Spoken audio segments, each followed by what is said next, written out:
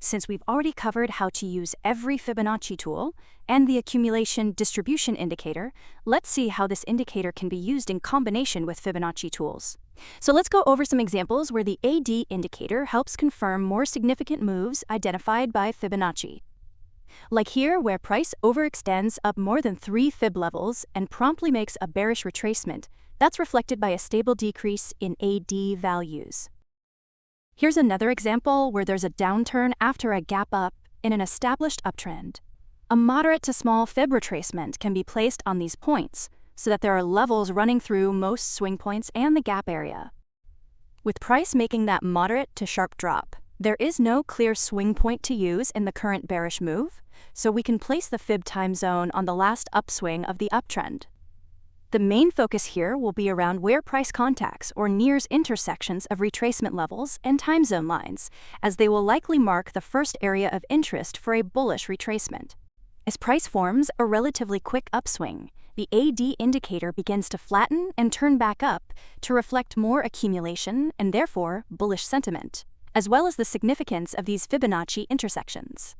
A few weeks later, price slowly drifts back up with volatile movements to major resistance at previous highs, although there are 2 more intersections that price contacts. The first one isn't that useful, since price and the indicator line are relatively flat and indecisive.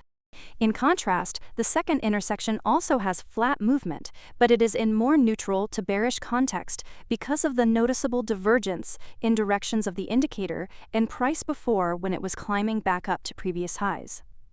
And more recently, in the past week or so, when price remained relatively flat, but the indicator kept declining. Here's a slightly different situation where price remains in a prolonged trading range before there is a drastic drop. This range can then be used for a Fib retracement, as well as the extension levels that extend downwards. Importantly, when volatility decreases and price begins to flatten after that red spike, the neutral to bullish candles are approximately mirrored by the line of the AD indicator.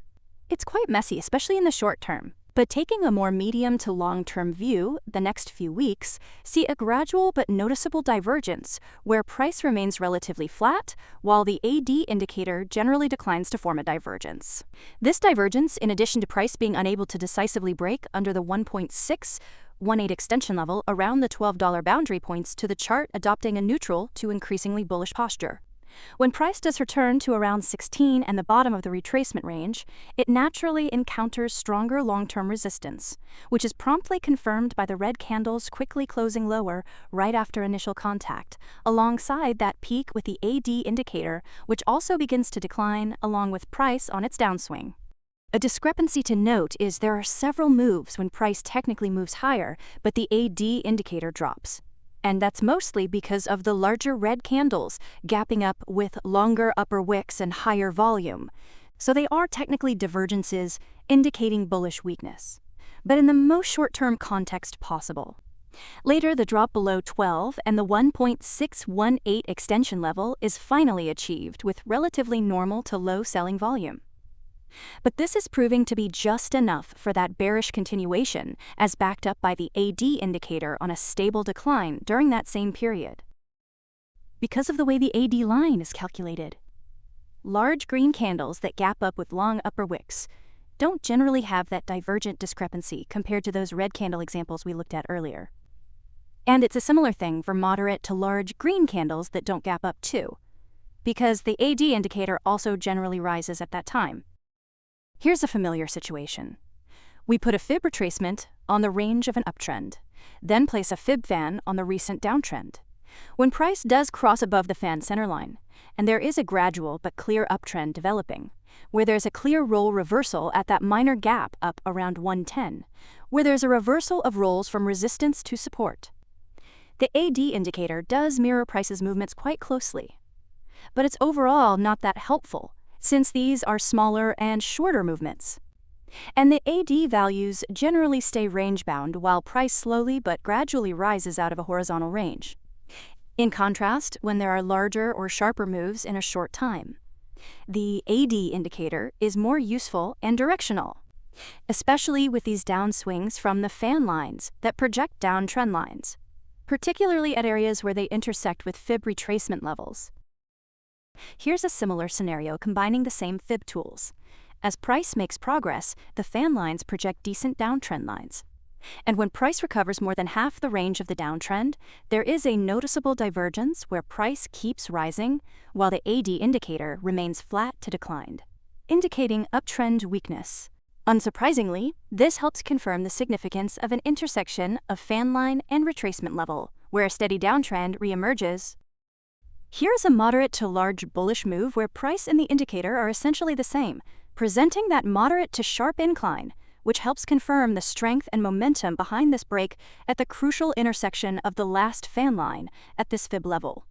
As price keeps rising for a short time after, divergence between price and the indicator quickly emerges to confirm fading bullish momentum and a shift towards more neutral to bearish movement right around the top of the retracement range, where heavier resistance would be expected. Placing a Fib time zone from the bullhammer to bearish star candles of that first upswing in the last uptrend also highlights this area in price and time quite well, with the 8 time zone line being contacted around the middle of that divergence. During a long-term uptrend, there is a gap down being filled for further resistance potential, so naturally there's a prompt downswing. When buyers do rush in to jump over this resistance, the steep price increase into the 90s is confirmed to have sufficient strength as the AD indicator also begins a sharp incline. This minor bearish retracement before the bullish continuation over strong resistance is a great landmark to base a trend-based Fib extension on. And since these points also cover a moderate time range, this portion is also suitable for the placement of a trend-based Fib time tool. When price essentially doubles the width of the uptrend, that first intersection with the trend-based Fib timeline does approximately identify where price begins to form a noticeable downswing, which is also reflected with the AD indicator. And a similar smooth move is shown when there is a bullish retracement at the next relevant intersection, and as the indicator also stably inclined. We learn there is sufficient bullish momentum to continue higher when price nears and eventually does contact the first major extension level, the 1.618 level. There is, of course, a noticeable weakening of the uptrend. However, price and the AD indicator remain relatively flat for several weeks, and eventually there is a resumption higher of price.